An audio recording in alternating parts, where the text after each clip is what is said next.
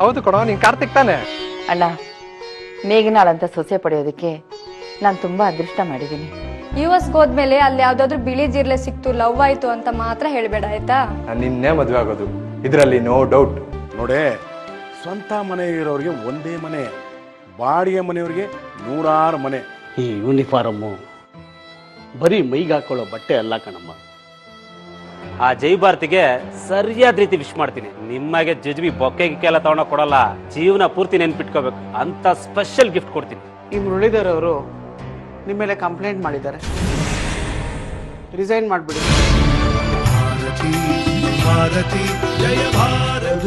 ಬದುಕ ಬಂಡಿ ಬೀದಿ ಬದಿಯ ಕಥೆಗಳು.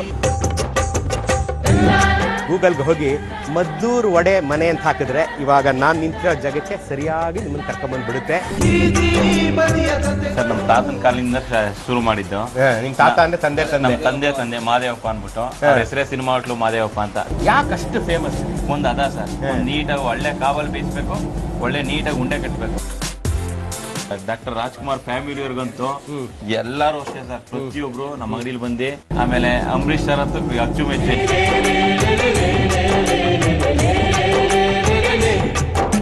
ಬದುಕ ಬಂಡಿ ಹೇಳಿ, ನಿಮ್ಮ ಅತ್ತೆಯವರು ಇಷ್ಟೊಂದು ಸಮಾಧಾನವಾಗಿ ಕೂತಿದ್ದಾರೆ, ತಾಳ್ಮೆಯಿಂದ ಇದ್ದಾರೆ ಅಂತ ಅನಿಸ್ತದೆ ನನಗೆ. ಇರೋದಲ್ಲ, ಅವ್ರು ಹಂಗೆ ಇರೋದು. ಸೌಮ್ಯ, ಕಾಫಿ ಕೊಡ್ತೀಯಮ್ಮ? ಮಗಳ ತರಾನೇ ನಾನು ಟ್ರೀಟ್ ಮಾಡೋದ್ರಿಂದ ಅವರು ನನ್ನ ತಾಯಿ ತರ ಮಾಡ್ತಾ ಇರೋದು. ಸಾ ಅನ್ನೋ ಅಕ್ಷರದಿಂದ ಆರಂಭ ಆಗೋ ಖಾದ್ಯಗಳ ಹೆಸರು ಟಕಾಟಕ್ ಬರಿಬೇಕು. ಸತ್ಯವತಿಯವ್ರು ಎರಡೇ ಬರ್ ನಿಲ್ಸ್ಬಿಟ್ಟು ಇಲ್ಲಿ ಕೋಸಂಬರಿ ಅನ್ಕೋಬೇಕು, ಸೌತೆಕಾಯಿ ಅನ್ಕೋಬೇಕು, ಸಾರು ಸಾಂಬಾರ್ ಬೇರೆ. ಮಧುರ ಮೌನ ಮಿಡಿವ ಹೃದಯ ಇರೆ ಮಾತೇಕೆ.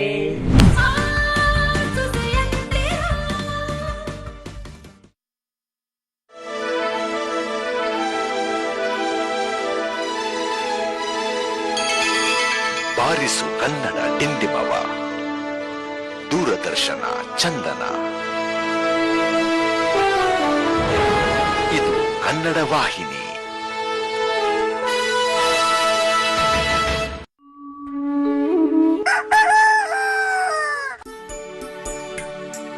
ಹೊಲವನುಳುವ ಯೋಗಿ ನೀನು, ನಾಡಿಗೆ ಜೀವ ತುಂಬೋ ಕಾಮಧೇನು. ಹೊಲವನುಳುವ ಯೋಗಿ ನೀನು, ನಾಡಿಗೆ ಜೀವ ತುಂಬೋ ಕಾಮಧೇನು.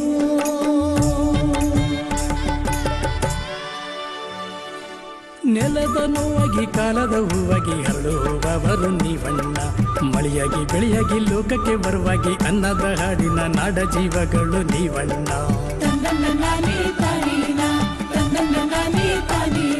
ದನಕುರಿ ಮೇಕೆ ಕೋಳಿ ಹಂದಿ ಮೀನು ಸಹಜ ಕೃಷಿಯ ಮಾಡೋಣ, ಹೂವು ಹಣ್ಣು ಕಾಯಿ ಮೇವು ತಾಳೆ ಬೇವು ಸಮಗ್ರ ಕೃಷಿಯ ಮಾಡೋಣ.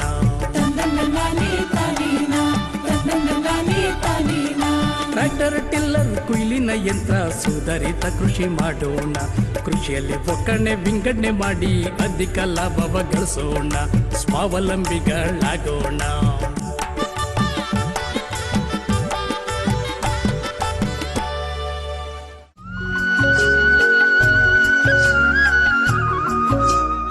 ಕರುನಾಡ ರಾಜಧಾನಿ ಬೆಂಗಳೂರು, ಅಂತೆ ಸಾಂಸ್ಕೃತಿಕ ರಾಜಧಾನಿ ಮೈಸೂರು. ಇದು ಅರಮನೆಗಳ ನಗರಿ, ರಾಜ ಪರಂಪರೆ ಇತಿಹಾಸಗಳನ್ನು ಬಿಚ್ಚಿಟ್ಟಿರುವ ನಗರಿ.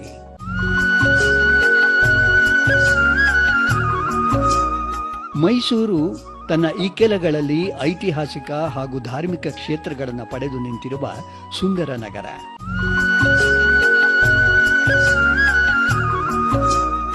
ರಾಜ್ಯದ ಇತರ ಭಾಗದ ರೈತರಂತೆ ಮೈಸೂರು ಜಿಲ್ಲೆಯ ಕೃಷಿಕರು ಮಳೆಯ ಮೇಲೆ ಹೆಚ್ಚು ಅವಲಂಬಿತವಾಗಿದ್ದರೂ ಸುಮಾರು ಅರ್ಧದಷ್ಟು ಬಿತ್ತನೆ ಪ್ರದೇಶವು ನೀರಾವರಿಯದ್ದಾಗಿದೆ.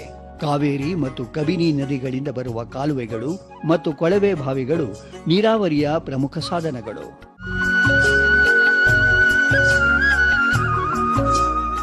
ಇಂತಹ ನೈಸರ್ಗಿಕ ಸಂಪತ್ತು ಅಂತೆ ಸಾಂಸ್ಕೃತಿಕ ಸಂಪತ್ತನ್ನು ಹೊಂದಿರುವ ಮೈಸೂರು ಜಿಲ್ಲೆಯ ನಂಜನಗೂಡಿನಲ್ಲಿ ರಾಜ್ಯದ ಕೃಷಿ ಇಲಾಖೆಯ ಪ್ರಾಯೋಜಕತ್ವದಲ್ಲಿ ನೇಗಿಲ ಯೋಗಿ ರೈತ ಮೇಳ ಆಯೋಜಿತವಾಗಿತ್ತು.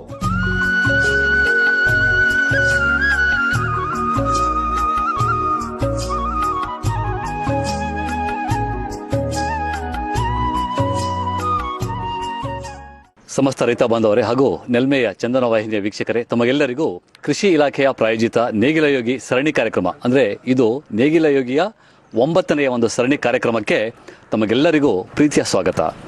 ರೈತ ಬಾಂಧವರೇ, ಇವತ್ತು ನಾವು ಮೈಸೂರು ಜಿಲ್ಲೆಯ ನಂಜನಗೂಡು ತಾಲೂಕಿನ ಹರತಲೆ ಒಂದು ಗ್ರಾಮದಲ್ಲಿ ಆಗಮಿಸಿದ್ದೇವೆ. ಈ ಒಂದು ಸರಣಿ ಕಾರ್ಯಕ್ರಮವನ್ನು ಶ್ರೀಯುತ ಮಂಜುನಾಥ ಎಸ್ ಬರಗಿ ಅನ್ನುವರ ಒಂದು ತೋಟದಲ್ಲಿ ನಾವು ಇವತ್ತು ಆಯೋಜನೆ ಮಾಡಿದ್ದೀವಿ.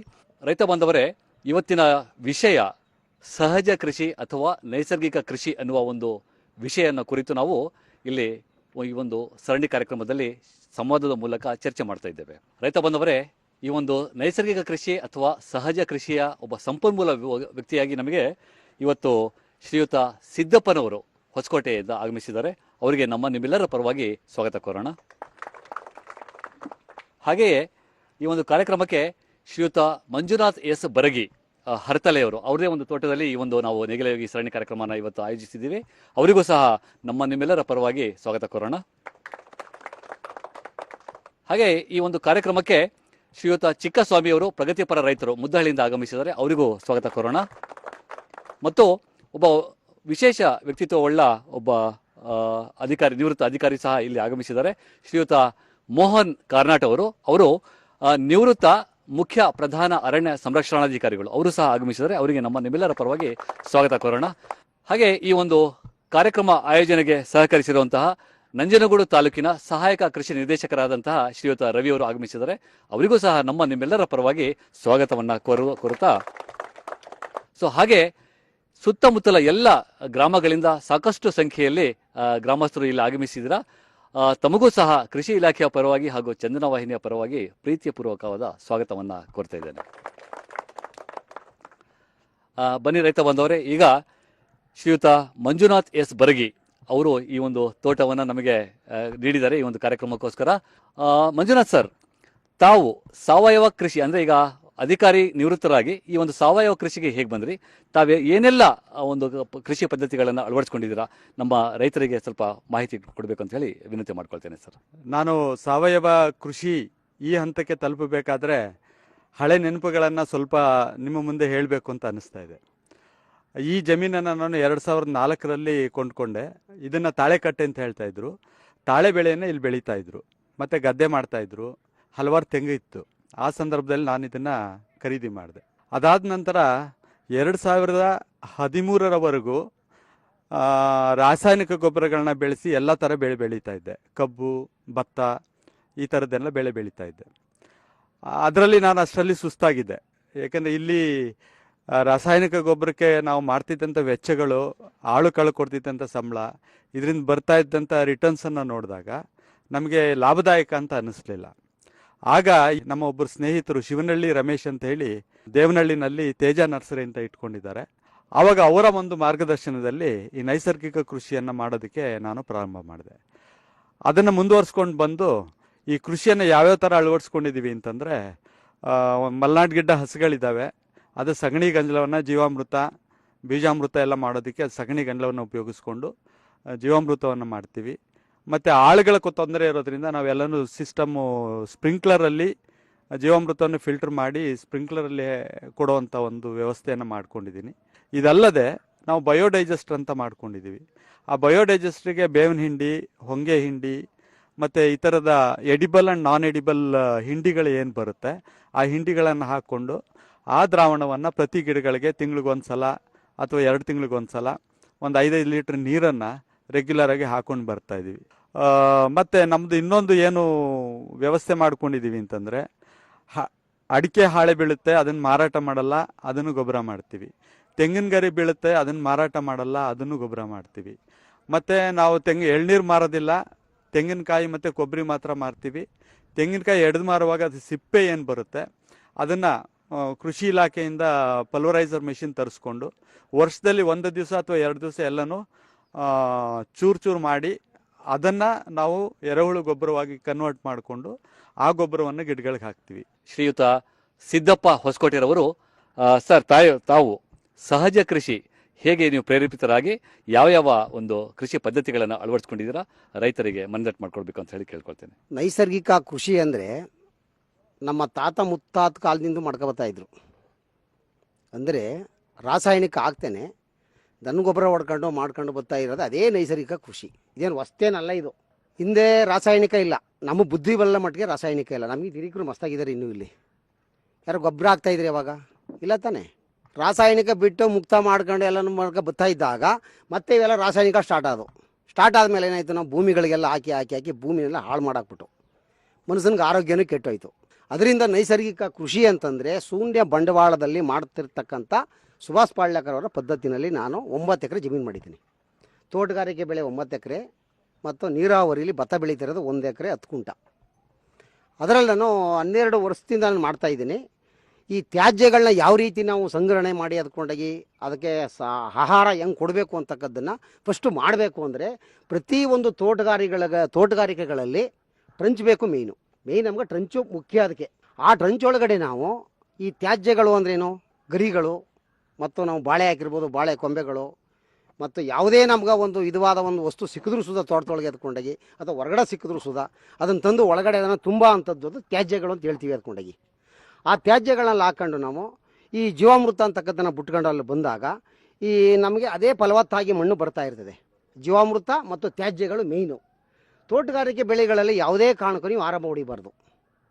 ನೀವು ಆರಂಭ ಹೊಡೀತು ಅಂತಂದರೆ ಅದರಲ್ಲಿ ಬೇರೆಲ್ಲ ಕಟ್ಟಾಗುತ್ತೆ, ಅದಕ್ಕೆ ರೋಗ ಬೀಳ್ತದೆ. ಅದಕ್ಕೆ ಆ ಉದ್ದೇಶಕ್ಕಾಗಿ ನೈಸರ್ಗಿಕ ಕೃಷಿ ಶೂನ್ಯ ಬಂಡವಾಳ. ಒಂದು ನಾಟಿ ಹಸು ಇದ್ದರೆ ನಿಮಗೆ 25ರಿಂದ 30 ಎಕರೆ ಜಮೀನ ನೀವು ನೈಸರ್ಗಿಕ ಕೃಷಿ ಮಾಡ್ಬೋದು.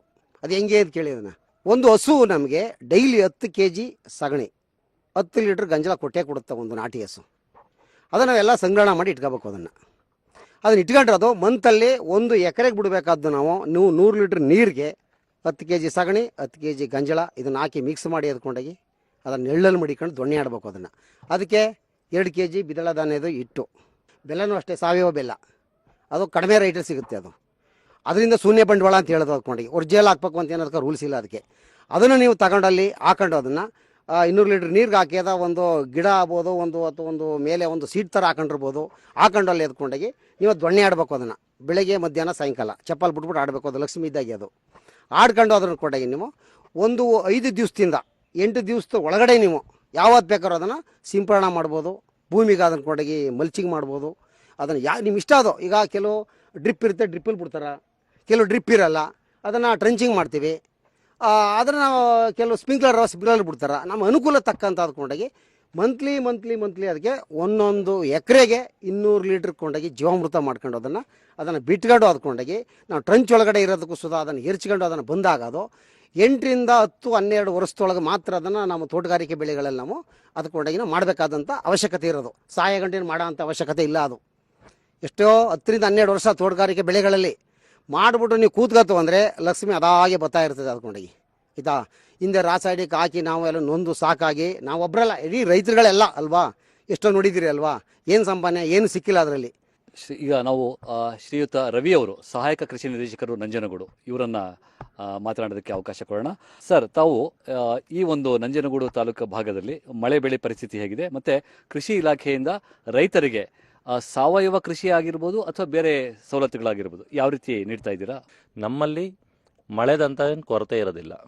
ಸ್ವಾಭಾವಿಕ ಸಹಜ ಕೃಷಿಗೆ ಹೋಗೋದಾದರೆ ನಮ್ಮ ಮಳೆ ನೀರನ್ನ ಸಂಗ್ರಹಿಸೋಸ್ಕರ ಕೃಷಿ ಭಾಗ್ಯ ಸಹ ಒಂದು ಯೋಜನೆ ಇದೆ. ಈ ಒಂದು ಯೋಜನೆಯಡಿ 80% ಸಹಾಯಧನದಲ್ಲಿ ಸಾಮಾನ್ಯ ವರ್ಗದವರಿಗೆ, 90% ಸಹಾಯಧನದಲ್ಲಿ SC/ST ವರ್ಗದವರಿಗೆ ಸಹಾಯಧನದಲ್ಲಿ ಈ ಒಂದು ಯೋಜನೆಯಲ್ಲಿ ಸೌಲಭ್ಯನ ಒದಗಿಸ್ತಾ ಇದ್ದೀವಿ. ಇದು ಒಂದರಲ್ಲಿ ಕಂದಕಬದ್ದು ನಿರ್ಮಿಸ್ಕೊಳ್ಳೋದು, ಅಂದರೆ ಮಳೆ ನೀರನ್ನ ತಡೆ ಹಿಡಿಯೋದು, ಹಾಗೆ ಸಂಗ್ರಹಿಸೋದಕ್ಕೋಸ್ಕರ ಕೃಷಿ ಹೊಂಡ ಮಾಡ್ಕೊಳ್ಳೋದಕ್ಕೆ ಕೃಷಿ ಹೊಂಡದಲ್ಲಿ ಒಂದು ಟಾರ್ಪಲ್ನ ಅಳವಡಿಕೆ ಮಾಡ್ಕೋಬೇಕಾಗತ್ತೆ. ತದನಂತರ ಅಲ್ಲಿಂದ ನೀರು ಎತ್ತೋದಕ್ಕೋಸ್ಕರ ಒಂದು ಡೀಸೆಲ್ ಪಂಪ್ ಸೆಟ್ನು ಸಹ ಒಂದು ಸಹಾಯಧನದಲ್ಲಿ ಒದಗಿಸ್ಕೊಡ್ತಾ ಇದೀವಿ. ಇದೆಲ್ಲ ಒಂದು ಪ್ಯಾಕೇಜ್ ರೂಪದಲ್ಲಿ ನಾವು ಮಾಡ್ತಾ ಇದೀವಿ. ಮತ್ತು ಯಾವುದೇ ಅವಘಡಗಳು ಆಗಬಾರ್ದು ಅಂತ ಕೃಷಿ ಹೊಂಡ ಸುತ್ತ ಒಂದು ಬೇಲಿ ನಿರ್ಮಾಣಿಸಬೇಕಾಗತ್ತೆ. ಸೊ ಇದೂ ಒಂದು ರೈತರಿಗೆ ಹೊರೆ ಆಗುತ್ತೆ ಅಂತ ಅದನ್ನು ಒಂದು ಸಹಾಯಧನದಲ್ಲಿ ಒದಗಿಸ್ಕೊಡ್ತಾ ಇದೆ. 40% ಮತ್ತು 50% ಸಹಾಯಧನದಲ್ಲಿ ಇಲಾಖೆ ಒದಗಿಸ್ಕೊಡ್ತಾ ಇದೆ. ಮೇಯ್ನ್ ನಮಗೆ ಬೇಕಾಗಿರೋದು ಸಹಜ ಕೃಷಿ ಆಗಲಿ ಸಾವಯವ ಕೃಷಿಗೆ ಹೋಗಬೇಕಾದ್ರೆ ನಾವು ಫಸ್ಟ್ ಮಾಡ್ಕೋಬೇಕಾಗಿರೋದು ಈ ಒಂದು ಕೃಷಿ ಭಾಗ್ಯ ಯೋಜನೆಯಿಂದ ಕೃಷಿ ಹೊಂಡ ಅಂದರೆ ಮಳೆ ನೀರನ್ನ ಸಂರಕ್ಷಣೆ ಮಾಡ್ಕೊಳ್ಳೋವಂಥದ್ದು ಮುಖ್ಯವಾಗಿರುತ್ತದೆ. ಕೃಷಿ ತ್ಯಾಜ್ಯ ನಿರ್ವಹಣೆ ಮಾಡೋದಕ್ಕೆ ಯಂತ್ರೋಪಕರಣಗಳು ಬೇಕಾಗ್ತವೆ.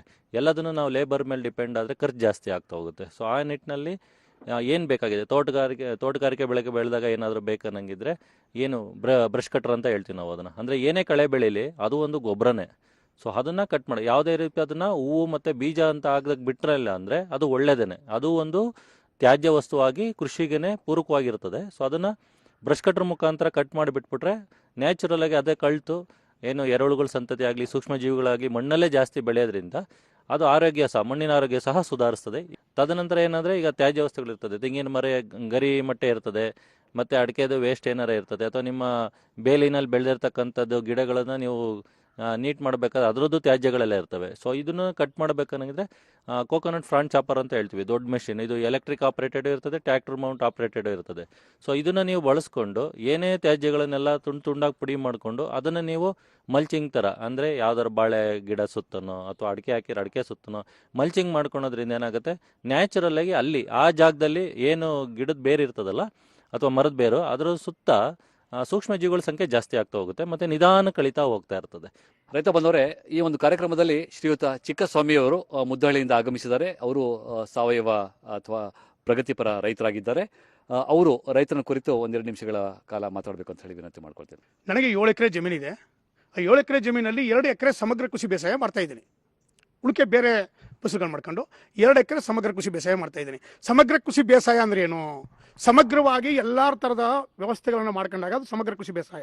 ಸಮಗ್ರ ಕೃಷಿ ಬೇಸಾಯ ಅಂದರೆ ಮೀನು ಸಾಕಾಣಿಕೆ ಮಾಡಬೇಕು, ಜೇನು ಸಾಕಾಣಿಕೆ ಮಾಡಬೇಕು, ಹೈನುಗಾರಿಕೆ ಮಾಡಬೇಕು, ಕುರಿ ಸಾಕಾಣಿಕೆ ಮಾಡಬೇಕು. ಆಮೇಲೆ ಸಮಗ್ರವಾಗಿ ಎಲ್ಲ ತರಹದ ವಿಧವಾದ ಗಿಡಗಳನ್ನ ಹಾಕೊಂಡು ಬೆಳೆಯೋದಕ್ಕೆ ಸಮಗ್ರ ಕೃಷಿ ಬೇಸಾಯ. ದಿನನಿತ್ಯ ಆದಾಯ ಸಿಕ್ಕತಕ್ಕಂಥ ವ್ಯವಸ್ಥೆ ಮಾಡ್ಕೊಂಡಾಗ ಅದನ್ನು ಸಮಗ್ರ ಕೃಷಿ ಬೇಸಾಯ ಅಂತೀವಿ.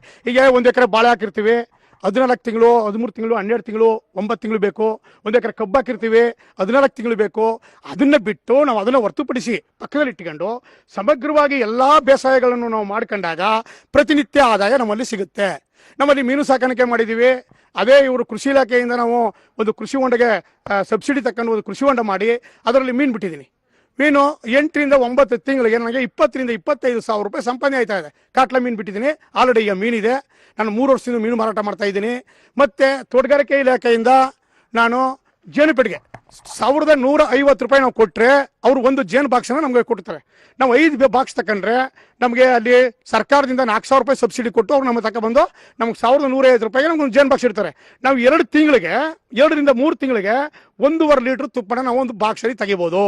ನಾವು ಎಷ್ಟು ಸಿಗುತ್ತೋ, ಈಗ ಅದೇ ಒಂದು ಸ್ಟೋರ್ ಹೋಗ್ಬಿಟ್ಟು ನಾವು ಜೇನು ತುಪ್ಪ ಕೇಳಿದ್ರೆ ಎಷ್ಟು ಹೇಳ್ತಾರೆ? 350 ರಿಂದ 300 ರೂಪಾಯಿನಿಂದ 280 ರೂಪಾಯಿಗೆ ನಮ್ಗೆ 1 kg ತುಪ್ಪ ಕೊಡ್ತಾರೆ. ಅದೇ ನಮ್ಮ ತುಪ್ಪನ 700 ರೂಪಾಯಿಗೆ ತಗೊಳ್ಳೋರು ಇದ್ದಾರೆ, 700 ರೂಪಾಯಿ ಕೊಟ್ಟು ಕೊಂಡ್ಕೊಳ್ಳೋರು ಇದ್ದಾರೆ. ನಮ್ಮ ಸಾವಯವ ರೂಪದಲ್ಲಿ ಇರ್ತಕ್ಕಂಥ ಜೇನು ತುಪ್ಪನ ನಾವು ಯಾಕೆ ಅದನ್ನು ಮಾಡ್ಕೋಬಾರ್ದು? ನಾನು 2 ಬಾಕ್ಸ್ ತಗೊಂಡಿದ್ದೆ, 2 ರಿಂದ ಇವತ್ತು 15 ಬಾಕ್ಸ್ ಮಾಡಿದ್ದೀನಿ. ನನಗೆ ಜೇನಲ್ಲಿ ಉತ್ಪಾದನೆ ಚೆನ್ನಾಗಿ ನಡೀತಾ ಇದೆ. ಹೈನುಗಾರಿಕೆ ಮಾಡೋದ್ರಿಂದ ನಮ್ಗೇನಾಗುತ್ತೆ, ಗೊಬ್ಬರದು ಉತ್ಪಾದನೆ ಜಾಸ್ತಿ ಆಗುತ್ತೆ. ನಾವೇನು ಮಾಡಿದ್ದೀವಿ, ಅದೇ ಎರೆಹುಳು ತೊಟ್ಟಿ ಕಟ್ಟಿಸಿದ್ದೀವಿ. ಇದೇ ಇಲಾಖೆಯಿಂದ, ಕೃಷಿ ಇಲಾಖೆಯಿಂದ ಎರೆಹುಳು ತೊಟ್ಟಿ ಕಟ್ಟಿಸಿದ್ದೀವಿ. ಉತ್ತಮವಾಗಿ ಒಂದು 4 ತಿಂಗಳಿಗೆ ನಮಗೆ 2 ರಿಂದ 3 ಟನ್ ಗೊಬ್ಬರ, ಎರೆಹುಳು ಗೊಬ್ಬರ ಸಿಗ್ತಾ ಇದೆ. ಶ್ರೀಯುತ ಮೋಹನ್ ಕರ್ನಾಟ್ ಅವರು ನಿವೃತ್ತ ಪ್ರಧಾನ ಮುಖ್ಯ ಅರಣ್ಯ ಸಂರಕ್ಷಣಾಧಿಕಾರಿಗಳು ಮೈಸೂರಿನಿಂದ ಆಗಮಿಸಿದ್ದಾರೆ. ಅವರು ಸರ್ ರೈತರನ್ನ ಕುರಿತು ತಮ್ಮ ಅನಿಸಿಕೆಗಳನ್ನು ಹಂಚ್ಕೊಳ್ಬೇಕಂತ ಹೇಳಿ ವಿನಂತಿ ಮಾಡ್ಕೊಳ್ತೇನೆ ಸರ್. ಮುಖ್ಯವಾಗಿ ಹೇಳ್ಬೇಕಂತಂದರೆ ಇದು ಸಮಗ್ರ ಕೃಷಿ ಪದ್ಧತಿ ಬಗ್ಗೆ ಈಗ ತಾವು ಮಾತಾಡಿದಾಗೆ, ಈ ಕೃಷಿ ಪದ್ಧತಿ ಒಂದು ಕೋಳಿಪಾಳ್ಯ ಅಂತ ಕೇಳಿರ್ಬೋದು. ಪುಣಿದ್ನೂರು ಅಂತ ಹೆಸರು ಎಲ್ಲರಿಗೂ ಪರಿಚಯ ಇದೆ, ಸತ್ಯಮಂಗಲ ಹೋಗೋ ದಾರಿಯಲ್ಲಿದೆ. ಆ ಪಕ್ಕದಲ್ಲಿ ಕೋಳಿಪಾಳ್ಯ ಮತ್ತು ಮೂಕನಪಾಳ್ಯದಲ್ಲಿ ಈ ಸಮಗ್ರ ಕೃಷಿ ಪದ್ಧತಿ ರೈತರು ಕೆಲಸ ಮಾಡ್ತಿದ್ದಾರೆ ಬಹಳ ಚೆನ್ನಾಗಿ. ಈಗ ಹೋದ ವರ್ಷ ಕೆಲಸ ಮಾಡಿದ್ರು, ಈಗಾಗಲೇ ಈ ವರ್ಷ ಅವರು ತಾಲೂಕು ಮಟ್ಟದಲ್ಲಿ ಒಂದು ಪ್ರಶಸ್ತಿ ಬೇಕು ಅಂತಂದು ಅವರ ಇಲಾಖೆಯಿಂದ ಬಂದು ಕೇಳ್ತಾ ಇದ್ದಾರೆ, ದಯವಿಟ್ಟು ನಿಮ್ಮ ಇದೆಲ್ಲ ಕೊಡಿ, ನಮಗೆ ಡೀಟೇಲ್ಸ್ ಕೊಡಿ ಅಂತ. ಆ ರೀತಿ ಕೆಲಸ ಆಗಿದೆ. ಮತ್ತು ಬೇರೆ ಇದಕ್ಕೂ ಕೂಡ ಕೃಷಿ ಇಲಾಖೆಯಿಂದ ಏನು ಸಿಗ್ಬೋದು ಸವಲತ್ತುಗಳು, ಈಗಾಗಲೇ ರವಿ ಅವರು ಹೇಳಿದಾಗೆ ಭಾಳಷ್ಟು ಸಬ್ಸಿಡಿ ಸ್ಕೀಮ್ಸು ಅವೆಲ್ಲ ಸವಲತ್ತುಗಳಿದೆ, ಅದನ್ನು ಉಪಯೋಗಿಸ್ಕೋಬೇಕು. ಒಂದು ಕುರಿ ಪದ್ಧತಿ ಇರ್ಬೋದು ಅಥವಾ ಇನ್ನೊಂದು ಕೋಳಿ ಮೇಯಿಸೋದಿರ್ಬೋದು, ಅದಕ್ಕೆಲ್ಲದಕ್ಕೂ ಇದೆ, ಭಾಳ ಸ್ಕೀಮ್ಸ್ ಇದೆ. ರೈತ ಬಾಂಧವರೇ, ಈಗ ಇಷ್ಟೊತ್ತು ಎಲ್ಲ ಗಣ್ಯ ವ್ಯಕ್ತಿಗಳಿಂದ ನಾವು ಸಾವಯವ ಕೃಷಿ, ಸಮಗ್ರ ಕೃಷಿ, ಶೂನ್ಯ ಬಂಡವಾಳ ಕೃಷಿ, ಸಮಗ್ರ ಕೃಷಿ ಪದ್ಧತಿಗಳು ಇವೆಲ್ಲ ಕೇಳಿದ್ದೀವಿ. ಈಗ ರೈತ ಬಾಂಧವರಿಗೆ ತಮಗೆ ನಾವು ಈಗ ಮುಕ್ತವಾಗಿ ಪ್ರಶ್ನೆ ಕೇಳಲು ಪ್ರಶ್ನೋತ್ತರ ವೇಳೆ. ಇವಾಗ ಇದು ನನ್ನ ಪ್ರಶ್ನೆ ಸಾಮಾನ್ಯ ಇದಕ್ಕೆ ವಿರುದ್ಧವಾಗಿರ್ಬೋದು, ಒಪ್ಪಿಗೆನೂ ಇರ್ಬೋದು. ಮಣ್ಣು ರಾಸಾಯನಿಕ ಹಾಕಿದ್ರೆ ಮಣ್ಣು ಹಾಳಾಗುತ್ತೆ ಅಂದರೆ ಹಾಳಾಗುತ್ತೆ ಅಂತಲೂ ಇಟ್ಕೋಬೋದು, ಆಗಲ್ಲ ಅಂದರೆ ಆಗದ ಇಲ್ಲ ಅಂತಲೂ ಹೇಳ್ಬೋದು. ಏನಕ್ಕೆ ಅಂದರೆ ಎಲ್ಲ ವಿಜ್ಞಾನಿಗಳು ಏನು ಹೇಳೋರೆ, ಮಣ್ಣಿಗೆ ಇಷ್ಟು ಟನ್ ಕೊಟ್ಟಿಗೆ ಗೊಬ್ಬರ ಕೊಡಲೇಬೇಕು ಅಂತ ಹೇಳೋರೆ. ಅದನ್ನು ಕೊಟ್ಟು ರಾಸಾಯನಿಕ ಹಾಕಿದ್ರೆ ಮಣ್ಣು ಹಾಳಾಗಲ್ಲ. ಅದನ್ನು ಕೊಡದೆ ಎಲ್ಲರೂ ರಾಸಾಯನಿಕ ಹಾಕಿ ಮಣ್ಣು ಹಾಳಾಗೋಯ್ತಾರೆ. ಅದನ್ನ ಯಾಕೆ ಮಾಡಬಾರ್ದು? ಈಗ ಹಿಂದೆ 65ರಲ್ಲಿ ಹಸಿರು ಕ್ರಾಂತಿ ತಗೊಬಂದರು, ಯಾವುದೋ ಆಹಾರಕ್ಕೆ ತೊಂದರೆಯಾಗಿ. ಈಗ ಮತ್ತೆ ಹಿಂದಕ್ಕೆ ಹೋಗ್ಬೇಕು ಅಂದಾಗ ಆಹಾರದ ಕೊರತೆ ಆಗಲ್ಲ ಅಂತ ಯಾವ ಗ್ಯಾರಂಟಿ?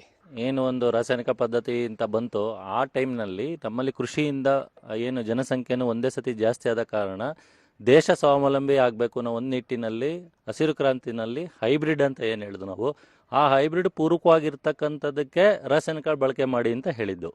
ಇತ್ತೀಚಿನ ಜನಗಳೇನಾಗಿದೆ, ಏನು ಉಪಯೋಗಿಸಿದ ಪ್ರಮಾಣದಲ್ಲಿ ಜಾಸ್ತಿ ಆಗ್ತಾ ಹೋಗಿದೆ. ರಾಸಾಯನಿಕ ಪ್ರಮಾಣದಲ್ಲಿ ನಾವು ಹೇಳಿರ್ತೀವಿ ಹೌದು ಹಾಕಿ ಅಂತಲೇ ಹೇಳಿರ್ತಾರೆ ರಾಸಾಯನಿಕಗಳನ್ನು. ಅದು 25 kg ಅವಶ್ಯಕತೆ ಇರೋ ಕಡೆ 50 kg 100 kg ಹಾಕುವಂಥ ಜಾಸ್ತಿ ಆಗಿದೆ.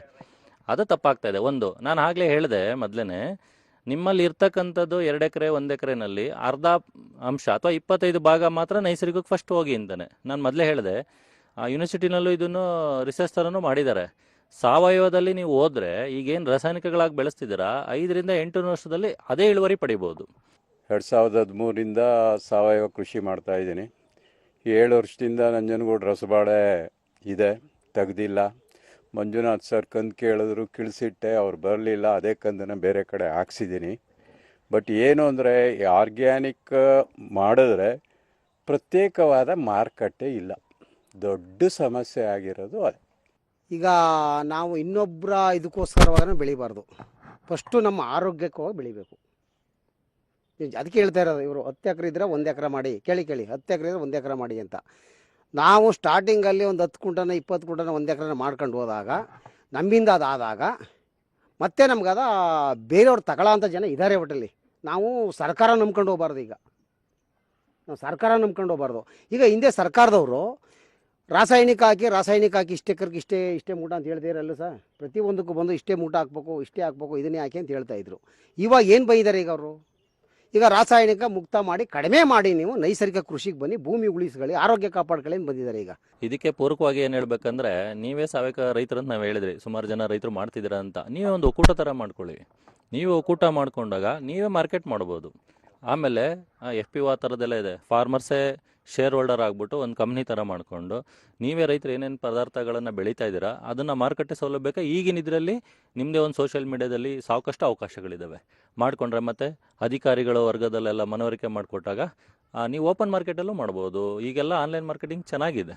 ನಾನು ಹೊಂಡೂರಿನಿಂದ ಸಿದ್ದರಾಜು ಅಂತ, ರೈತರ ಮುಖಂಡರಾಗಿ ನಾವು ಬೇಸಾಯ ಮಾಡ್ತಾಯಿದ್ದೀವಿ. ಗದ್ದೆ ಅಂದರೆ ನಾವು ಹಿಂದೆ ನಮ್ಮ ತಂದೆಯವರು ಹೇಳ್ಕೊಳ್ತಾಯಿದ್ರು ನಮಗೆ. ಆರಂಭ ಹೊಡೆದಾಗ ಹೊಂಗೆ ಸೊಪ್ಪು ಅಲ್ಲೂ ತುಳಿದು ಒಟ್ಟಾಗ್ತಿದ್ದು ನಾವು. ಹಾಕಿ ಚೆಂದ ಬರ್ತಿತ್ತು. ಆವಾಗ ಎಲ್ಲನೂ ಹಾಕಿ ಪುನಃ ಒಟ್ಟು 8 ದಿನ ಆದಮೇಲೆ ಪ್ರಾರಂಭ ಮಾಡ್ತೀನಿ ಸರ್. ಪ್ರಾರಂಭ ಮಾಡಿದಾಗ ದನ ಗೊಬ್ಬರ ಜಾಸ್ತಿ ಹೊಡಿತೀನಿ. ಅವಾಗ ನಾನು 1 ಎಕರೆಗೆ 20 ಗಾಡಿ ಗೊಬ್ಬರ ಹೊಡಿತೀನಿ ನಾನು. ಇವತ್ತು ಊರ್ಲಿ ಎತ್ತಿಲ್ಲ, ದನಿಲ್ಲ, ಒಂದು ಹಸು ಕಟ್ಟೋದೇ ಕಷ್ಟವಾಗ್ಬಿಡ್ತಾರೆ ರೈತನಿಗೆ. ಇವಾಗ ಇದ್ರ ಬಗ್ಗೆ ಯಾವ ರೀತಿ ಮಾಡ್ಬೋದು ಸರ್ ಇವಾಗ ಅಂತ ಕೇಳ್ತಾರೆ. ಈಗ ತಾವು ಭತ್ತ ಬೆಳೆಯೋ ಪದ್ಧತಿ ಬಗ್ಗೆ ಹೇಳ್ತಾ ಹೋದ್ರಿ, ಹಿಂದಿನ ಪದ್ಧತಿ ಬಗ್ಗೆ. ಅದನ್ನು ನಮಗೂ ಜ್ಞಾಪಕ ಇದೆ, ನಾವು ನೋಡಿದ್ದು. ನಾವು ಭತ್ತ ಎಲ್ಲ ಬೆಳಿಬೇಕಾದ್ರೆ ಈಗ ನೀವು ಅದೇ ಏನು ಹೇಳಿದ್ರಿ, ಹೊಂಗೆ ಸೊಪ್ಪು ಎಲ್ಲ ಈಗ ಹೊರಗಡೆ ಸಿಗ್ತಾ ಇಲ್ಲ, ಸಾಕಷ್ಟು ಪ್ರಮಾಣದಲ್ಲಿ ಸಿಗಲ್ಲ. ಎಲ್ಲೋ ಒಬ್ಬರು ಆ ಜಮೀನು ಪಕ್ಕದಲ್ಲಿ ಇರೋರು ಸಹ ಅದನ್ನು ಮಾಡ್ತಾ ಇಲ್ಲ. ಬಟ್ ಅದಕ್ಕೆ ಪೂರಕವಾಗಿ ಏನಂದರೆ, ನಮ್ಮಲ್ಲಿ ನಾವು ಇಲಾಖೆಯಿಂದ ಹಸಿರೆಲೆ ಗೊಬ್ಬರ ಬೀಜಗಳು ಸನ್ನೆಂಪು ಮತ್ತು ದಯಂಚ ಕೊಡ್ತಾ ಇದ್ದು ಸಾಕಷ್ಟು ಮಂದಿ ರೈತರು ನಮ್ಮ ಭಾಗದಲ್ಲಿ ಎಲ್ಲರೂ ಉಪಯೋಗಿಸ್ತಾ ಇದ್ದೀರಾ. ಗದ್ದೆ ಭಾಗದಲ್ಲೇ ಜಾಸ್ತಿ ಜನ ಉಪಯೋಗಿಸ್ತಾ ಇದ್ದೀರಾ. ನಮ್ಮಲ್ಲಿ ಪೂರ್ವ ಮುಂಗಾರು ಮಳೆ ಸ್ಟಾರ್ಟ್ ಆದ ತಕ್ಷಣವೇ ಸೆಣಬು ಎಲ್ಲ ಹಾಕೊಂಡಿರ್ತೀರ. ಈಗ ನದಿನಲ್ಲಿ ನೀರು ಬಿಡೋದಕ್ಕೆ ಚಾನಲಲ್ಲಿ ನೀರು ಬಿಡ್ತಾ ಇದ್ದಾರೆ, ನೀವೆಲ್ಲ ಭತ್ತದ ಗದ್ದೆ ಸಿದ್ಧತೆ ಮಾಡ್ಕೊತಿದ್ರೆ ಎಲ್ಲ ರೋಟೋವೇಟರ್ ಓಡಿಸ್ತಾ ಇದ್ದೀರಾ, ಮಲ್ಚಿಂಗ್ ಮಾಡಿಸ್ತಿದ್ದೀರಾ. ಅದು ಒಂದು ನೀವು ಹೇಳಿದ್ದಕ್ಕೆ ಪದ್ಧತಿಗೆ ಪೂರಕವಾಗಿರುತ್ತೆ. ಇತ್ತೀಚಿನ ದಿನಗಳಲ್ಲಿ ಹಸಿರೆಲೆ ಗೊಬ್ಬರನೂ ಪೂರ್ಣ ಪ್ರಮಾಣದಲ್ಲಿ ಸಿಗ್ತಾ ಇಲ್ಲ. ನಮ್ಮಲ್ಲಿ ಎಲ್ಲ ರೈತರಿಗೂ ಕೂಡ ಸಾಕಷ್ಟು ಅಂದರೆ ಸಹಾಯಧನದಲ್ಲಿ ಕೊಡೋದಕ್ಕೆ ಸಾಕಷ್ಟು ಪ್ರಮಾಣದಲ್ಲಿ ಲಭ್ಯ ಇಲ್ಲ. ತಾವೇನು ಮಾಡ್ಕೋಬೇಕನ್ನಂಗಿದ್ರೆ ಯಾರು ರೈತರುಗಳು, ಈಗ ಹೇಳ್ತಿದ್ದೀನಲ್ಲ, ಸಾವಯವ ಪದಾರ್ಥಗಳನ್ನು ನೀವೇ ಮಾರಾಟ ಮಾಡ್ಕೋದು. ಅಂದರೆ ಉತ್ಪಾದನೆ ಮಾಡಿದ್ರೆ ಡಿಮ್ಯಾಂಡ್ ಇದೆ. ಯಾರು ಮಾಡ್ಕೊಂಡ್ರೆ ಸೋಂಬೇರಿ ಸ್ಥಿತಿಗಳಲ್ಲಿ ಜಾಸ್ತಿ ಇರ್ತೀವಿ ನಾವು ರೈತರುಗಳು. ಆ ಥರ ಆಗಿರೋದು. ಈಗ ಅನಿಮಲ್ ಫೀಡ್ ಅನ್ನೋದು ಹಸುಗಳು ಸಾಕ್ತಿದ್ರಲ್ಲ, ಯಾರಾದ್ರೂ ಹೊರಗಡೆಯಿಂದ ತಂದಾಕ್ತಿದ್ರೆ ಹಿಂದಿನ ದಿನಗಳಲ್ಲಿ. ಎಷ್ಟು ಈಸಿಯಾಗಿ ಈಗ ಅಂದ್ರೆ ಹಿಂಗ್ ಹೋಗಿ ಬೈಕಲ್ಲಿ ಹಿಂಗೊಂದು ಚೀಲ ಇಟ್ಕೊಂಡ್ ಬಂದ್ಬಿಡ್ಬೇಕು. ಆ ತರ 1200 ರೂಪಾಯಿ ಕೊಡ್ತೀರಾ ನಿಜವಾಗ್ಲೂ 50 kg. 1 kg ಎಷ್ಟು ರೇಟ್ ಬೇಕು ಅನ್ನೋದನ್ನ ನಮ್ಮವ್ರು ನೋಡ್ಕೋತಾ ಇಲ್ಲ. ಅದನ್ನೆಲ್ಲ ಎಲ್ಲದನ್ನು ನಾವೇ ಮಾಡ್ಕೊಂಡಾಗ ಖರ್ಚಾಗುತ್ತೆ. ಇನ್ನೂ ಅದ್ರದ್ದು ಹಸುದಾರಾಗಿ ಎಲ್ಲ ಸುಧಾರಣೆ ಆಗಿರ್ತದೆ. ಹಾಗಾಗಿ ನಾವೊಬ್ರು ಅದನ್ನ ಒಳ್ಳೆ ಇದರಲ್ಲಿ ಇಂಟೆನ್ಷನ್ ಅಲ್ಲಿ ಒಳ್ಳೆ ಇದರಲ್ಲಿ ಬೇರೆ ರೀತಿಗೂ ಉಪಯೋಗ ಆಗಬೇಕಪ್ಪ, ನಮಗೂ ಉಪಯೋಗ ಆಗಬೇಕು ಅನ್ನೋ ಮಾಡ್ಕೊಂಡ್ರೆ ನೀವು ಮಾಡ್ಕೋಬಹುದು, ನೀವು ಬೇರೆ ಮಾಡ್ಕೋದು. ಸರ್ ನಮ್ದು 23 ಕುಂಟೆ ಕುಂಟೆ ಇರೋದಷ್ಟೇ ಸರ್. ಭತ್ತ ಹಾಕಿದೀವಿ. ಈಗ ಆರ್ಗ್ಯಾನಿಕ್ ಆಗಿ ಯೂಸ್ ಮಾಡಿ ಅನ್ನೋದಕ್ಕೋಸ್ಕರ ಇದನ್ನೇ ಟ್ರೈ ಮಾಡಬೇಕು ಅಂತ ಅನ್ಕೊಂಡಿದೀವಿ. ಮೇನ್ಸ್ ಹಸು ಬೇಕೇ ಬೇಕು ಅಂತಾರೆ. ಹಸು ಇಲ್ಲ ಸರ್. ಫಸ್ಟ್ ಆಫ್ ಆಲ್ ಈ ಯೂರಿಯಾ ಪೊಡಸ್ ಹಾಕೋ ಬದಲು ಅದಕ್ಕೇನಾದ್ರು ಮೆಡಿಸಿನ್ಸ್ ಏನಾದ್ರು ಗೌರ್ಮೆಂಟ್ ಇಂದ ಆಗುತ್ತಾ ಸರ್? ಅದ್ ಬಿಟ್ರೆ ಸಾವಯವದ್ದು ಹೊರಳ್ವಾಡಿಯಲ್ಲಿ ಗದ್ದೆ ಇರೋದು. ಓಕೆ, ಸಾವಯವದಲ್ಲಿ ಬೆಳೆದಾರೆ. ನನಗೆ ಹೇಳ್ದೆ ಏನು ಸೆಣಬು ಮತ್ತು ದಯಾಂಚ ಅಂತ ಇರ್ತದಲ್ಲ, ನಿಮಗೆ ಈ ಸೀಸನಿಗೆ ಟೈಮ್ ಆಗಿದೆ ಆಲ್ರೆಡಿ. ಅಂದರೆ ನೀವು ಆಲ್ರೆಡಿ ನಾಟಿ ಆಗೋ ಸ್ಟೇಜಲ್ಲಿ ಇದ್ದೀರಾ. ಸೊ ಹಾಗಾಗಿ ಈಗ ಮಾಡಬೇಕಾದ್ರೆ ನೀವೇನು ಮಾಡಿ, ಬೇವಿನ ಹಿಂಡಿ ಇದ್ದರೆ ಯೂಸ್ ಮಾಡ್ಕೊಳ್ಳಿ. ಬೇವಿನ ಹಿಂಡಿ ಸಿಗ್ತದೆ ಹೊರಗಡೆನು. ಜೊತೆಗೆ ಅವಶ್ಯಕ ಇರತಕ್ಕಂಥ ರಸಗೊಬ್ಬರನೇ ಕೊಡಿ, ನಾನು ಹೇಳ್ತಾ ಇರೋದು. ಯಾಕೆಂದರೆ ನೀವು ಮೊದಲನೇ ಬಾರಿ ಈಗ ಭತ್ತದಲ್ಲಿ ಬೆಳಿಬೇಕು ಅಂತ ಇದ್ದೀರಾ ಅಂತ ಹೇಳ್ತಾ ಇರೋದನ್ನ. ಮುಂದಿನ ಏನು ಭತ್ತ ಬೆಳೆಯೋ ಟೈಮ್ನಲ್ಲಿ ಹಸಿರೆಲೆ ಗೊಬ್ಬರ ನಮ್ಮ ಇಲಾಖೆಯಲ್ಲಿ ಸಬ್ಸಿಡಿ ಸಿಗುತ್ತಲ್ಲ, ಅದನ್ನು ಫಸ್ಟ್ ಪೂರ್ವ ಮುಂಗಾರುನಲ್ಲೇ ಹಾಕೊಂಬಿಡಿ. ಸೊ ಅದ್ರದ್ದು ನೀವು ಮಲ್ಚ್ ಮಾಡ್ಬೋದು. ಅಂದರೆ ಈ ಸೀಸನಲ್ಲಿ ಬರೋ ಟೈಮಲ್ಲಿ ನೀವು ರೋಟೋವೇಟ್ ಹೊಡೆದ್ರೆ ಅದು ಭೂಮಿ ಒಳಗಡೆ ಸೇರ್ಕೊಂಡು ಹೋಗಿರ್ತದೆ. ಸಾಕಷ್ಟು ಸಾವಯವ ಅಂಶ ಅದರಲ್ಲಿ ಪೂರಕವಾಗಿ ಭೂಮಿಗೆ ಸಿಕ್ಕಿರ್ತದೆ. ಸೊ ಈಗ ನೀವು ಪ್ರಸ್ತುತ ಏನು ಮಾಡ್ಕೋಬೇಕನ್ನಂಗಿದ್ರೆ ಸಾವಯವ ಗೊಬ್ಬರ ನಿಮ್ಮಲ್ಲಿ ಅದೇ ನೀವು ಹಸು ಸಾಕಿಲ್ಲ ಅಂದ್ರೂ ದನಿನ ಗೊಬ್ಬರ ಯಾರಾದರೂ ನಿಮ್ಮ ಏನು 20 ಗುಂಟೆಗೋ 28 ಗುಂಟೆ ಬೇಕಾಗಿರ್ತಕ್ಕಂಥದ್ದು ಒಂದು 2 ಲೋಡಷ್ಟು ಸಾವಯವ ಗೊಬ್ಬರ ಅಂದರೆ ಕೊಟ್ಟಿಗೆ ಗೊಬ್ಬರನ ಎಲ್ಲರೂ ಸಿಕ್ಕಿರೋ ಓಡಿಸಿ. ಜೊತೆಗೆ ಕೋಳಿ ಗೊಬ್ಬರನೋ ಆ ಥರದ್ದು ಏನಾದರೂ ಗೊಬ್ಬರ ಸಿಕ್ಕಿದ್ರೆ ಸ್ವಲ್ಪ ಅಂಶನ ಈ ವರ್ಷ ಸೇರ್ಪಡೆ ಮಾಡ್ಕೊಳ್ಳಿ. ಯಾಕೆಂದರೆ ನಾವು ಸಾವಯವ ಪದಾರ್ಥ ಏನೇ ಸೇರಿಸ್ಕೊಂಡ್ರು ಅದು ಈ ಬೆಳೆಗೆ ಮಾತ್ರ ಸೀಮಿತವಾಗಿರಲ್ಲ. ಅದ್ರದ್ದು ಅಂಶ ನಿಮಗೆ ಮುಂದಕ್ಕೂ ಸಹ ಇರ್ತದೆ, ಭೂಮಿನಲ್ಲಿ ಉಳ್ಕೊಂಡಿರ್ತದೆ. ಸೊ ಆ ನಿಟ್ಟಿನಲ್ಲಿ ನೀವು ಈಗ ಪ್ರಸ್ತುತ ನಿಮ್ಮ ಊರಲ್ಲೇ ಯಾರ್ದಾದ್ರು ಸಿಕ್ಕಿದ್ರೆ ಸಾವಯವ ಪದಾರ್ಥನ ಯೂಸ್ ಮಾಡಿಕೊಂಡು ಬಳಕೆ ಮಾಡ್ಕೊಳ್ಳಿ. ರೈತ ಬಾಂಧವರೇ, ಈ ಒಂದು ನಮ್ಮ ನೇಗಿಲ ಯೋಗಿ ಸರಣಿ ಕಾರ್ಯಕ್ರಮದ ಅಂತಿಮ ಹಂತದಲ್ಲಿ ನಾವು ಒಂದು ಪ್ರಶ್ನೆ ಕೇಳ್ತೀವಿ. ಆ ಪ್ರಶ್ನೆಗೆ 2 ಸರಿಯಾದ ಉತ್ತರ ಇರುತ್ತೆ. ಸರಿಯಾದ ಉತ್ತರ ನೀಡಿದ್ದೇ ಆಗಿದ್ದಲ್ಲಿ ಅವರನ್ನು ನಾವು ಒಂದು ಚೀಟಿ ಎತ್ತುವ ಮೂಲಕ ಸರಿಯಾದ ಉತ್ತರ ನೀಡಿದ ರೈತರಿಗೆ ಚೀಟಿ ಎತ್ತುವ ಮೂಲಕ ಯಾರು ಅದೃಷ್ಟವಂತ ವಿಜೇತರು 3 ವಿಜೇತರಿಗೆ ನಾವು ಆಯ್ಕೆ ಮಾಡ್ಕೊಳ್ತಾ ಇದ್ದೀವಿ, ಆರಿಸ್ತಾ ಇರ್ತೀವಿ. ಕಳೆದ ನೇಗಿಲ ಯೋಗಿ ಸರಣಿ ಕಾರ್ಯಕ್ರಮದಲ್ಲಿ ಅಂದರೆ 8ನೇ ಸರಣಿ ಕಾರ್ಯಕ್ರಮದಲ್ಲಿ ಸರಿಯಾದ ಉತ್ತರ ನೀಡುವ ಅದೃಷ್ಟವಂತ ವಿಜೇತರು ನಮ್ಮಲ್ಲೇ ಇದೆ, ಅವರ ಹೆಸರು ಇದೆ ಇವಾಗ. ರೈತ ಬಂದವರೇ, ಈ ಒಂದು ಲಕೋಟೆಯಲ್ಲಿ ಸಾಕಷ್ಟು ಜನ ರೈತರು ಸರಿಯಾದ ಉತ್ತರ ನೀಡಿದ್ದಾರೆ. ಅವರ ಹೆಸರುಗಳು ಇದರಲ್ಲಿದೆ. ಈಗ ಸರ್, ದಯಮಾಡಿ ತಾವು ಈ ಒಂದು ಗಾಜಿನ ಒಂದು ಬಟ್ಟಲಿನಲ್ಲಿ ಈ ಎಲ್ಲ ರೈತ ಬಾಂಧವರ ಹೆಸರುಗಳು ಹಾಕಿ. ಈಗ ಪ್ರಥಮವಾಗಿ ನಾನು ಮಂಜುನಾಥ್ ಎಸ್ ಬರಗಿ ಸಾಹೇಬರಿಗೆ, ಸರ್ ಮೊದಲ ಅದೃಷ್ಟವಂತ ವಿಜೇತರು ಯಾರು ಅದನ್ನು ಸ್ವಲ್ಪ ಚೆನ್ನಾಗಿ ಕುಲ್ಕ್ಬಿಟ್ಟು ತಾವೊಂದು ಅದನ್ನು ಆರಿಸ್ಬೇಕಂತ ಹೇಳಿ ಕೇಳ್ಕೊಳ್ತೇನೆ. ಮೊದಲ ಅದೃಷ್ಟವಂತ ವಿಜೇತ ರೈತರು ಯಾರು ನೋಡೋಣ. ರಾಮುರೆಡ್ಡಿ ಸನ್ ಆಫ್ ಸುರೇಶ್ ರೆಡ್ಡಿ, ಮಲ್ಲಾಪುರ, ಜಗಳೂರು ತಾಲೂಕು, ದಾವಣಗೆರೆ ಜಿಲ್ಲೆ. ಇವರು ಮೊದಲ ವಿಜೇತರು. ದಯಮಾಡಿ ಎಲ್ಲರೂ ಚಪ್ಪಾಳೆಯ ಮೂಲಕ ಅವರಿಗೆ ನಾವು ಅಭಿನಂದನೆಗಳನ್ನು ಸಲ್ಲಿಸೋಣ. ಸರ್, ತಾವು ಶ್ರೀಯುತ ಸಿದ್ದಪ್ಪ ಅವರು 2ನೇ ಅದೃಷ್ಟವಂತ ವಿಜೇತರನ್ನು ಆಯ್ಕೆ ಮಾಡ್ಕೋಬೇಕು ಅಂತ ಕೇಳ್ಕೊಳ್ತೇನೆ. ಶ್ರೀಯುತ ಶ್ರೀಧರ್ ಲಿಂಗದಳ್ಳಿ, ತಾಳಿಕೋಟೆ ತಾಲೂಕು, ವಿಜಯಪುರ ಜಿಲ್ಲೆ. ಇವರು 2ನೇ ಅದೃಷ್ಟವಂತ ವಿಜೇತರು. ಈಗ ಈ ಒಂದು ಭಾಗದ ರೈತ ಮಹಿಳೆ 3ನೇ ವಿಜೇತರಿಗೆ ಆಯ್ಕೆ ಮಾಡ್ತಾ ಇದ್ದಾರೆ. ಯಾರು 3ನೇ ಅದೃಷ್ಟವಂತ ವಿಜೇತ ನೋಡೋಣ. ಸ್ವಾಮಿಗಡ, ಜಯಪುರ ಹೋಬಳಿ, ಮೈಸೂರು. ದಯಮಾಡಿ ಸ್ವಾಮಿಗೌಡರಿಗೆ ಅಭಿನಂದನೆಗಳನ್ನು ಸಲ್ಲಿಸೋಣ. ನಮಸ್ಕಾರ ರೈತ ಬಾಂಧವರೇ, ನೇಗಿಲ ಯೋಗಿ ಪ್ರಾಯೋಜಿತ ಸರಣಿ ಕಾರ್ಯಕ್ರಮದ 9ನೇ ಸಂಚಿಕೆಯ ಪ್ರಶ್ನೆ ಕೇಳುವ ಸಮಯ ಈಗ ತಮ್ಮ ಮುಂದೆ.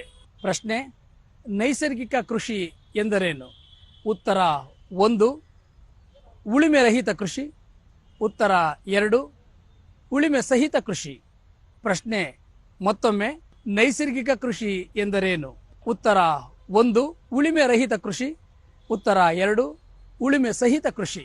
ಉತ್ತರಗಳನ್ನು ಕಳುಹಿಸಲು ವಾಟ್ಸಾಪ್ ಸಂಖ್ಯೆ 9480118811. ವಾಟ್ಸಾಪ್ ಸಂಖ್ಯೆ ಮತ್ತೊಮ್ಮೆ 9480118811. ಉತ್ತರಗಳನ್ನು ಕಳುಹಿಸಲು ಇಂದು ರಾತ್ರಿ 8 ಗಂಟೆವರೆಗೆ ಮಾತ್ರ ಅವಕಾಶ. ಉತ್ತರಗಳನ್ನು ಕಳುಹಿಸಲು ಈಗ ನಿಮ್ಮ ಸಮಯ ಶುರು. ರೈತ ಬಾಂಧವರೇ, ಇಲ್ಲಿವರೆಗೂ ನಾವು ಸಮಗ್ರ ಕೃಷಿ ಪದ್ಧತಿ ಅಥವಾ ನೈಸರ್ಗಿಕ ಕೃಷಿ ಪದ್ಧತಿಯ ಬಗ್ಗೆ ಸಾಕಷ್ಟು ವಿಚಾರಗಳನ್ನು ಇಲ್ಲಿ ನಾವು ಚರ್ಚೆ ಮಾಡಿದ್ದೀವಿ. ಈ ಒಂದು ಕಾರ್ಯಕ್ರಮಕ್ಕೆ ಈ ವೇದಿಕೆ ಮೇಲೆ ಉಪಸ್ಥಿತಿರುವ ಎಲ್ಲ ಗಣ್ಯ ವ್ಯಕ್ತಿಗಳನ್ನು ಅದಕ್ಕೆ ಪೂರಕವಾಗಿ ಸಹಕರಿಸಿದ್ದಾರೆ. ಅವರಿಗೂ ಹಾಗೂ ಬಹಳ ಮುಖ್ಯವಾಗಿ ಇನ್ನೊಂದು ವಿಷಯ ಹೇಳೋದಕ್ಕೆ ನಾನು ಇಷ್ಟಪಡ್ತೀನಿ. ಇಲ್ಲಿ ನಮ್ಮ ಸಿದ್ದಪ್ಪ ಹೊಸಕೋಟೆಯವರು ಉದಯೋನ್ಮುಖ ಕೃಷಿ ಪಂಡಿತ ಪ್ರಶಸ್ತಿನ ಪಡೆದುಕೊಂಡಿದ್ದಾರೆ, ವಿಜೇತರು ಅವರು. ಹಾಗೆ ತಮ್ಮಲ್ಲೂ ಸಹ ನಾನು ವಿನಂತಿ ಮಾಡ್ಕೊಳ್ತೇನೆ, ಕೃಷಿ ಇಲಾಖೆ ವತಿಯಿಂದ ಕೃಷಿ ಪ್ರಶಸ್ತಿ, ಕೃಷಿ ಪಂಡಿತ ಪ್ರಶಸ್ತಿ, ಉದಯೋನ್ಮುಖ ಕೃಷಿ ಪಂಡಿತ ಪ್ರಶಸ್ತಿ ಈ ಥರ ಪ್ರಶಸ್ತಿಗಳನ್ನು ನೀಡಲಾಗ್ತಾ ಇದೆ ಪ್ರತಿ ವರ್ಷ.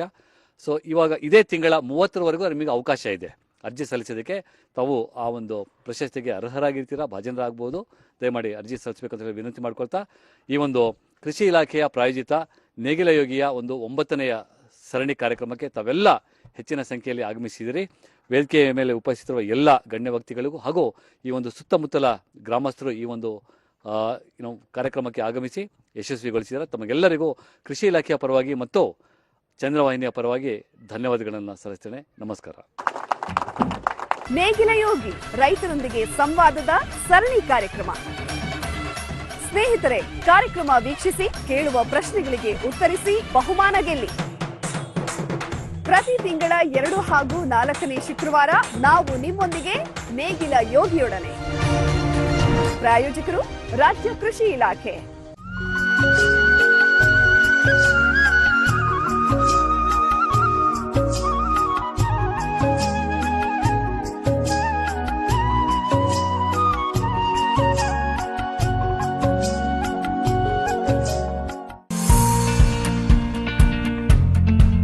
ಶತಮಾನದ ಮಾದರಿ ಹೆಣ್ಣು, ಮಹಿಳಾ ಆಯೋಗದ ಕಣ್ಣು.